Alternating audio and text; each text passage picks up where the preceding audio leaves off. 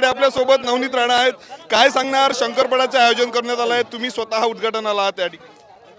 शंकरपट हा आमच्या शेतकऱ्यांचं खूप मोठं वर्षपर्यंत ते पूर्ण मेहनत करतात आणि ज्याचे भरोसे पूर्ण देश चालतात आणि त्याच बैलजोडीला, कारण आपली सरकार आमची सरकार आल्यानंतर शंकरपटाला मंजुरी देण्यात आली होती 2 वर्षा आधी आणि मला असं वाटतं की आज ती परंपरा गेल्या 2 वर्षापासून आम्ही परत त्याच जोशाने सुरू ठेवलेली आहे आणि इथे जे सामान्य शेतकरी असते त्या सामान्य शेतकऱ्यांचा विश्वास या मैदानात स्पष्ट दिसतात आणि मला असं वाटते की त्यांच्या विश्वासाकरिता शंकरपट आमचे बैल ज्या पद्धतीने धावतात त्याच पद्धतीने आमच्या शेतकऱ्यांचे मन जिंकण्याचं सगळ्यात मोठं कारण हा शंकरपटमध्ये असते आणि आमचे प्रवीण भाऊ आहेत.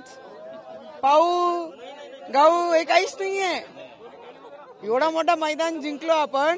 तुम्ही तर शेतकऱ्यांची मुलं आहे, अरे घेऊन आमचे प्रवीण भाऊच धावणार आहे, काही विषय नसते.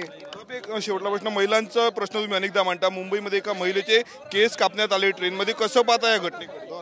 मला असं वाटते जेही अशा घटना महिलांसोबत होतात ते खूप निंदनीय आहे आणि या सगळे प्रसंगाला आमची सरकार आणि आमचे जे गृहमंत्री आहे, आमचे मुख्यमंत्री आहे, त्याच्यावर नक्की लक्ष देतील आणि जेही याच्यामध्ये आढळतील ज्यांचा गुन्हा आहे, ज्यांनी केलेला आहे, त्यांना 101% त्याच्यावर कारवाई होतील, त्याच्यामध्ये कुठेही शंका नाही आहे. कारण ही सरकार महिलांच्या सन्मानकरिता काम करणारी आहे.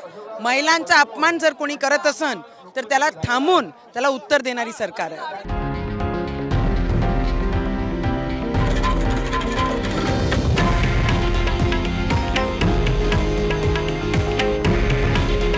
हे आहे देशातील नंबर 1 न्यूज नेटवर्क आणि आपण पाहत आहात TV9 मराठी.